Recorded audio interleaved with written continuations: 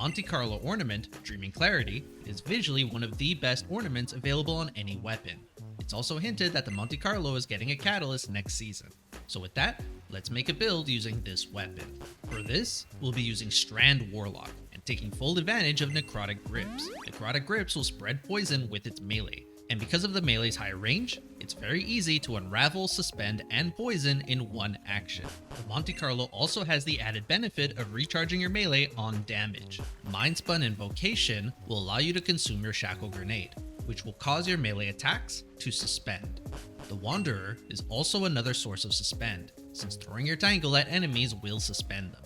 Thread of Mind will grant Rift energy when defeating suspended targets, and Thread of Continuity will extend the amount of time an enemy is suspended.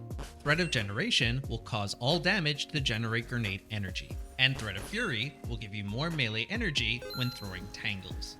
With the Monte Carlo ornament still being available this week, let's make another build, this time for the Titan. For this build, we'll be using Void, and taking advantage of the Second Chance exotic gauntlets. These gauntlets will give you an extra anti-barrier shield throw, and will also weaken targets on contact. Monte Carlo also helps with getting your melee back, as any damage will contribute towards your shield throws.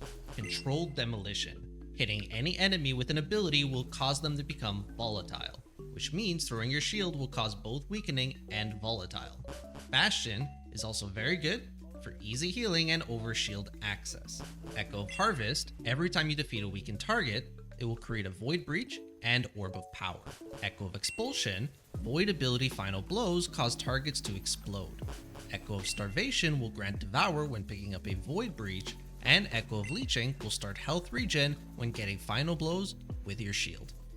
The final build we're going to be talking about using the Monte Carlo is going to involve the Solar Hunter. This build is going to take full advantage of the Caliban's Hand.